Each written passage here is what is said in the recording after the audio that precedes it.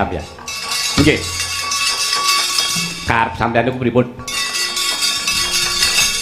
Sing nantang niku kula sing nandhangi kok sampeyan.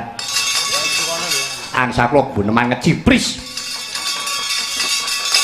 Urung temandang ketikir madisi ngoten karep sampeyan pripun? Sampeyan pamer, umuk. Wani ya wani, digdaya ning nganggo tata krama, kanggo aturan. Pangeran Pati kok awur-awuran. Sing nantang niku kula, aja ngirani dadane Udawa. Udawa ya wani. Elek-elek lho Pati. Kula dikanthi karo Prabu Kresna. Tapi wis tuwek nang sepelek iki ngoten. Ya keprasa temandang.